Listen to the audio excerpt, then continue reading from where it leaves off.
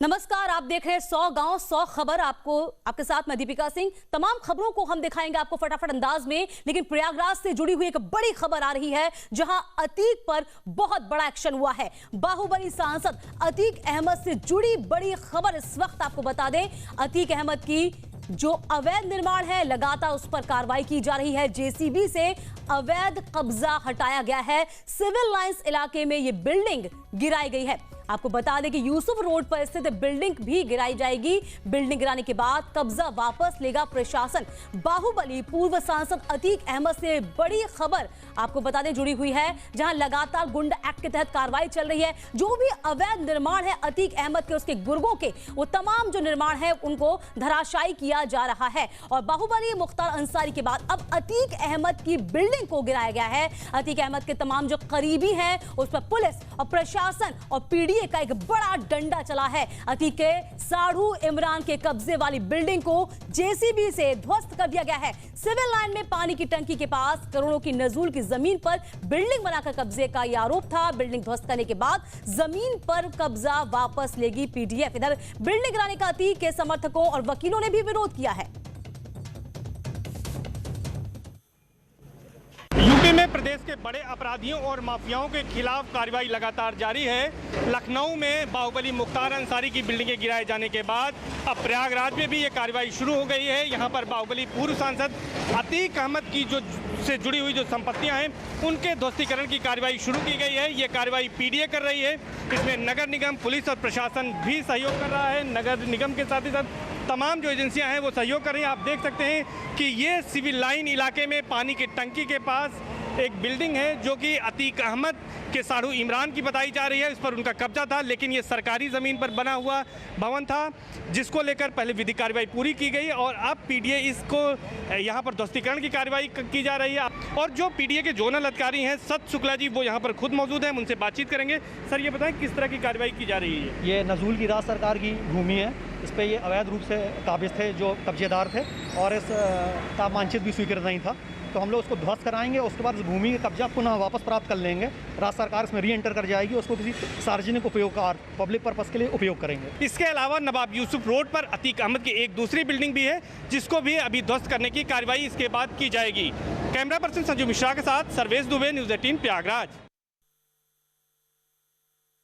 सर्वेश हमारे संवाददाता इस पूरी खबर पे बने हुए प्रयागराज से। सर्वेश, वाकई में एक संदेश यहां पर जरूर सरकार की ओर से दे दिया गया है कि गुंडों को, उनके तमाम अवैध कब्जों को, उनके तमाम गुर्गों को अब बर्दाश्त नहीं किया जाएगा और ऐसे ही डंडा चलाया जाएगा।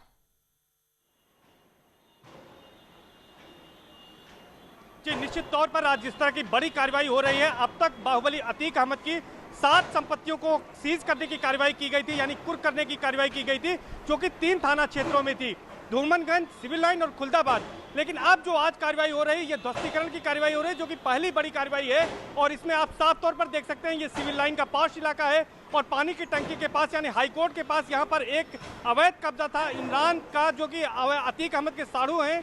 और इस कब्जे को आज यहाँ पर ध्वस्त किया जा रहा है। 4 जेसीबी की मशीनें हैं, पीडीएफ के अधिकारी हैं, नगर निगम के हैं, प्रशासन के हैं और यहाँ पर कैंट थाना पुलिस है और तमाम थानों की पुलिस यहाँ पर मौजूद है। और करीब 2 घंटे से ये कार्रवाई चल रही है। पहले यहाँ पर मकान को खाली कराया गया, यहाँ पर हल्का फुल्का लोगों ने विरोध भी किया और यहाँ पर उनके वकील भी पहुँचे थे। उन्होंने ये बात कहने की कोशिश की कि ये कार्रवाई गलत है, लेकिन यहाँ पर इतनी पर्याप्त संख्या में पुलिस तैनात थी कि ज़्यादा कोई विरोध नहीं हुआ। उसके बाद लगातार पिछले 2 घंटे से ये ध्वस्तीकरण की कार्रवाई यहाँ पर जारी है और यहाँ पर इस पूरी जगह को खाली कराया जा रहा है। ये करीब 200 वर्ग मीटर का एरिया है जो करोड़ों की संपत्ति बताई जा रही है। और ये प्रशासन का कहना है, पीडीए का कहना है कि अवैध रूप से बिना नक्शा पास किए नजूल जमीन पर ये यहाँ पर संदेश और साफ तौर पर संदेश भी है कि कतई गुंडों को प्रदेश में अब बर्दाश्त नहीं किया जाएगा। बहुत शुक्रिया तमाम जानकारी देने के लिए आपका। इधर नोएडा पुलिस को एक बड़ी कामयाबी हासिल हुई है। यहाँ पुलिस ने मेवात गैंग के 2 शातिर लुटेरों को गिरफ्तार किया। वाहन चेकिंग के दौरान पुलिस ने बाइक सवारों को रोका, लेकिन बदमाश ने पुलिस पर फायरिंग कर दी। पुलिस ने जवाबी कार्रवाई की, जिसमें एक बदमाश घायल हो गया। पुलिस ने उसे गिरफ्तार कर लिया है। बदमाश के पास से 25,000 रुपए, हथियार और कारतूस बरामद किए गए हैं। पुलिस के मुताबिक बदमाश एटीएम लूटने की फिराक में थे।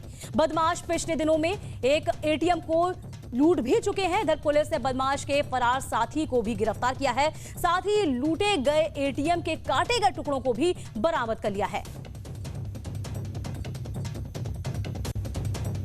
नोएडा पुलिस ने एक बहुत बड़े एटीएम लूट वाले गैंग का पर्दाफाश किया है। हमारे साथ बातचीत करने के लिए हैं नोएडा के additional commissioner of police law and order Lav Kumar ji.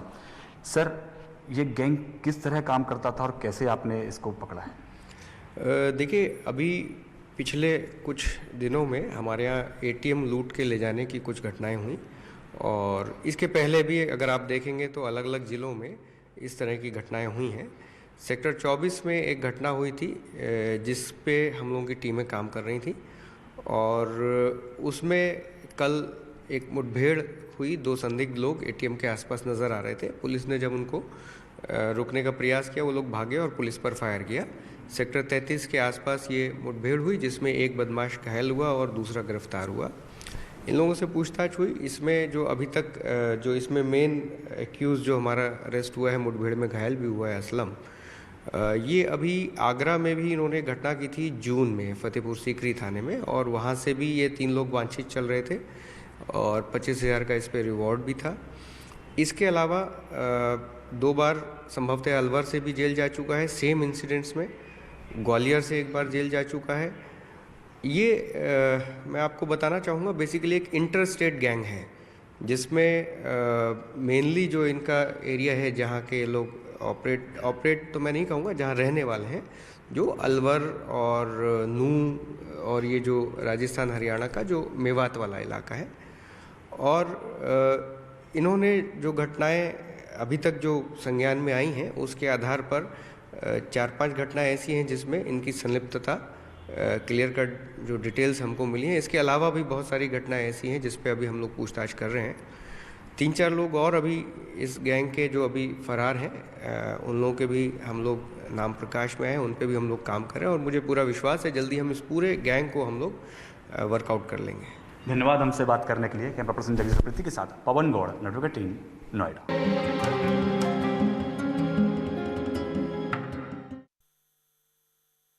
Welcome back. बाढ़ क्यों आती है? इस सवाल के जवाब में सभी यही कहेंगे कि बारिश की वजह से नदियों में पानी बढ़ जाता है और बाढ़ आ जाती है। भौतिक रूप से तो ऐसा होता है, हम देखते भी हैं, लेकिन काशी में बाढ़ के पीछे बारिश के साथ साथ एक आध्यात्मिक कहानी भी है। लोग कहते हैं हर साल गंगा यहाँ शिव से मिलने आती हैं। यही नहीं, यहाँ एक और मंदिर है जिसे गंगा का गहरा नाता है। जब भी गंगा में उफान होता है वो मंदिर डूब जाता है। एक बार फिर वो मंदिर गंगा के आगोश में है और काशी के घाट पानी में डूबे हुए हैं। ऐसे में न्यूज़ 18 की टीम ने नाव पर सवार होकर काशी में बाढ़ का एक्सक्लूसिव विश्लेषण किया। लानी हो रा गंगा मैया लेला कोरा आइल दुआर बानी, कौरी लानी हो रा गंगा मैया लेला कोरा आइल दुआर बानी, बेटवा के इहे बागोहार राउर दुआर बानी। काशी में गंगा से नहीं हो रहा, बेटवा के इहे बागोहार राउर दुआर बानी। मुसीबत में गंगा से गुहार। भादो महीना माई हर साल आवेलू, भादो महीना माई हर साल आवेलू, बाबा विश्वनाथ जी के दर्शन करावेलू, दर्शन करावेलू।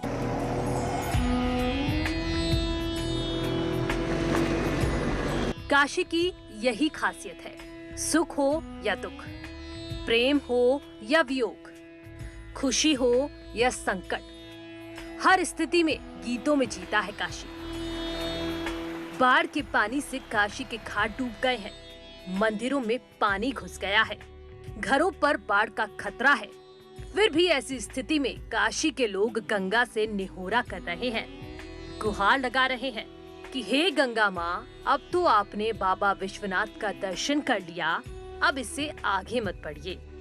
संकट में आपके भक्त हैं, दया करें माँ, रक्षा करें। अरे दर्शन से तृप्त भइलो, दर्शन से तृप्त भइल, मनवा हमार माई कोरा लेला, हो माई कोरा लेला, बेटवा बा गोदिया तोहार माई कोरा लेला, बेटवा बा गोदिया तोहार माई कोरा लेला। इन गीतों के बीच हम आपको काशी में गंगा के पानी के असर को दिखाएंगे, घाटों की तस्वीरें दिखाएंगे, जिन मंदिरों में लोग रोज पूजा करते हैं वहां पर क्या हो रहा है, जिन सीढ़ियों पर लोग बैठते थे जहां गंगा आरती होती थी वहां की स्थिति कैसी है, वो सब कुछ नाव में सवार होकर दिखाएंगे।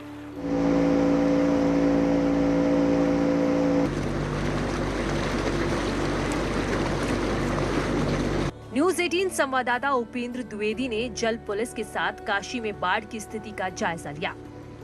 गंगा में नाव पर सवार होकर घाटों को देखा। वाराणसी में लगातार बढ़ते गंगा के जलस्तर से क्या घाट, क्या मंदिर, क्या गलियां, क्या मड़ियां, अब सब कुछ डूब गया है। और जो तस्वीर हम आपको दिखा रहे हैं ये वाराणसी में बाढ़ के बाद सबसे एक्सक्लूसिव तस्वीरें हैं, जिससे आपको अंदाज़ा लगेगा कि गंगा का वेग कितना है और उसका आवेग कितना है। ये जो तस्वीर आप देख रहे हैं ये सामने विश्व प्रसिद्ध 80 घाट की है, जिसको देखकर आपको अंदाज़ा नहीं होगा कि यहाँ पर तो बहुत चौड़े घाट होते थे, बहुत कच्चा मैदान होता था, लेकिन वो मैदान कहाँ गायब है, वो घाट कहाँ गायब हैं, 80 की वो खूबसूरत सीढ़ियाँ कहाँ गायब हैं, क्योंकि अब सब कुछ गंगा में समाधि ले चुका है। क्या सीढ़ियाँ, क्या प्लेटफॉर्म, और जहाँ पर 80 घाट पे आरती होती थी वो भी डूब गया है और पानी जो है सुबह बनारस के मंच तक पहुँच गया है। तो ये हम आपको तस्वीर दिखा रहे हैं और यही तस्वीर हूबहू कुछ वैसी ही पुराने 80 घाट की भी है कि जो सड़क पर मंदिर है अब केवल वही सुरक्षित है, उससे जुड़ी हुई कुछ सीढ़ियाँ सड़क तक, वहाँ पर भी जो कच्चा वाला मैदान था, जो चहलकदमी वाला, जो गंगा को निहारने वाला मैदान था, अब वहाँ पर आप पैदल नहीं चल सकते, अब आप वहाँ पर गंगा को नाव से ही निहार सकते हैं। लेकिन गंगा का जो जलस्तर है वो इतना बड़ा हुआ है कि वह इस वक्त यहाँ पर नाव भी 15 सितंबर तक बंद कर दी गई हैं। तो फिलहाल यहाँ पर जल पुलिस की टीम लगातार दिन रात गंगा में बढ़ते जलस्तर के साथ अपनी ड्यूटी को निभा रही है। कोशिश है कि किसी तरीके की भी कोई अनहोनी ना होने पाए, ताकि लोगों को सचेत किया जा सके। वाराणसी के दक्षिण छोर पर स्थित ये घाट काशी के घाटों की श्रृंखला का अंतिम घाट माना जाता है, जो 2 उपनदियों का संगम स्थल है। यहाँ भगवान जगन्नाथ का प्रसिद्ध मंदिर है। गंगा के पानी में यहाँ की सीढ़ियाँ ही नहीं, किनारे के छोटे मंदिर भी समा गए हैं। और ये अब आप तो जो तस्वीर देख रहे हैं ये भदैनी घाट की है।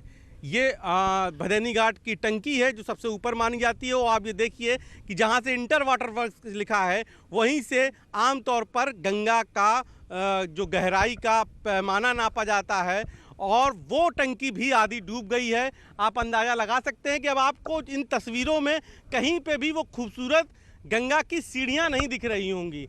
आपको कहीं पर भी आपको वो घाट, जी देखिए जानकी घाट, आमतौर पर जब भी कभी आपने बनारस में नौका विहार किया होगा तो जानकी घाट का ये जो साइन बोर्ड है ये आपको बहुत बड़ा, बहुत दूर से दिख रहा होगा, लेकिन वो जानकी रोड का जो साइन बोर्ड है वो भी डूब गया है और उससे जुड़ा हुआ जो मंदिर है जानकी का वो भी डूब गया है। ये सुपार्श्वनाथ दिगंबर जैन मंदिर है जो घाट है ये भी पूरा डूब गया है, सिर्फ छत बची है।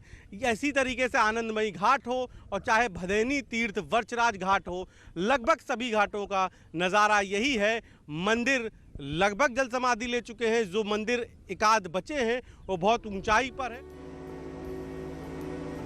काशी के घाट गंगा के मुहाने पर कुछ इस तरह बनाए गए हैं जैसे वो सदियों पुरानी कहानी कई और सदियों तक कहते रहेंगे। यहाँ 100 से ज्यादा पक्के घाट पूरी काशी नगरी को धनुष के आकार का रूप प्रदान करते हैं, लेकिन बाढ़ में जब ये डूब जाते हैं तो काशी की रौनक थोड़ी फीकी पड़ जाती है। ये तस्वीरें निषाद राज घाट की बाब आप देख रहे हैं। निषाद राज घाट में भी जो है जितने भी निषाद परिवार से जुड़े हुए लोग हैं वो आमतौर पर रहते हैं और इस वक्त वो परेशान हैं, चूँकि उनकी रोजी रोटी का जरिया उनकी कश्ती इस वक्त बंधी हुई है और गंगा के आवेग में सबसे बड़ी चुनौती उन्हें अपनी कश्ती बचाने की है। इसलिए सारी कश्ती एक छोटे से खंभे में बंधी हुई हैं और जहाँ तक आपकी नज़र जा रही है सिर्फ और सिर्फ आपको गंगा और गंगा से जुड़ा सैलाब ही नज़र आएगा। काशी ही एक लौती ऐसी नगरी है जहां पर मां गंगा करीब 11.5 किलोमीटर अर्धचंद्राकार घाट के रूप में सुशोभायमान हैं, लेकिन इस वक्त गंगा कुछ इस तरीके से बह रही हैं जैसे सिर्फ और सिर्फ अब वो गंगा है और वो शिव से मिलन को आतुर हैं। और कई घाट किनारे के कई जो शिव मंदिर हैं, शिवालय हैं, वहाँ पर अब गंगा ने शिव का अभिषेक खुद कर दिया है। तो इस वक्त भक्त शिव से दूर है और शिव की जटाओं से निकली गंगा शिव की जटाओं में फिर एक बार हैं। ये कुछ इस तरीके का नज़ारा आपको हर घाट पर दिखेगा। और हम इस वक्त पंचायती अखाड़ा निरंजनी घाट के पास हैं, जहां आप देखिए गंगा की लहरें लगातार जो अखाड़े की इमारत है उससे टकरा रही हैं, चाहे वो निर्वाणी घाट हो, और शायद ये कह रही हैं कि इस वक्त माँ गंगा आवेग में हैं। तो हर किसी को इस वक्त अलर्ट रहने की ज़रूरत है। और ये आपको सामने विहंगम तस्वीर दिखा रहे हैं महानिर्वाणी घाट से सटे हुए उस सीढ़ियों की जो आमतौर पर आपको सड़क से जोड़ता है 80 के आगे, जो भदैनी के आगे वाला इलाका है वहाँ से। और सूरदेव हवेली अब आपको का एक पोर्शन जो एक हिस्सा है वो पूरी तरीके से डूब गया है। और ये